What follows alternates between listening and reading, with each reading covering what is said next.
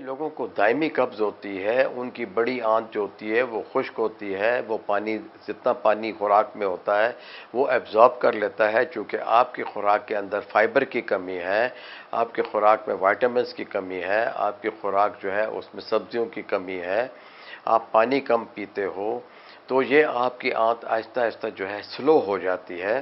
और जब ये स्लो हो जाती है तो फिर स्लो जो होती है वो आंतें जो हैं वो कब्ज़ पैदा करते हैं। कि आप सबसे पहले तो बड़ा जुलाब लें जो कि कैस्टर ऑयल का जुलाब होता है, जो कि आपने 3 या 4 चम्मच गर्म दूध के साथ रात को पी लेने हैं। अगले दिन नॉन वर्किंग डे होना चाहिए, अगले दिन आपकी छुट्टी होनी चाहिए। आप सुबह उठ के भी नीम गर्म पानी पीजिए, चहलकदमी कीजिए।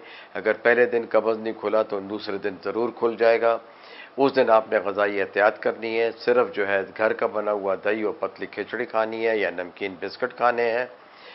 2 दफ़ा से ज़्यादा आपने कैस्टर ऑयल नहीं लेना। कब्ज़ दूर कीजिए, फिर आप देखिए कि 14 तबक रोशन होते हैं कि नहीं होते। कि अपने पास घर में जो है देसी अद्वियात भी रखें जो कि बहुत अच्छी हैं। देखें, हमारा सौंफ का अरक है, गैस के लिए और जलन के लिए बहुत अच्छा है।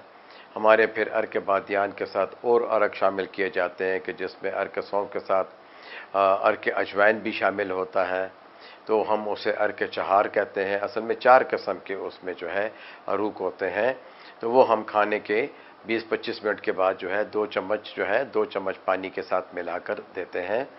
मैं खुद ये पसंद करता हूँ कि अर्क चहार के भी 2 चम्मच और अर्क बादियान या सौंफ के अरक के भी 2 चम्मच और उसमें जो है 3-4 चम्मच पानी जो है मिला लीजिए और उसको घोंट घोंट करके आहिस्ता आहिस्ता 5 मिनट में ख़त्म कीजिए। खाने के बाद इंशाअल्लाह डकार भी आएंगे, गैस भी खारिज होगी, जलन भी ख़त्म होगी।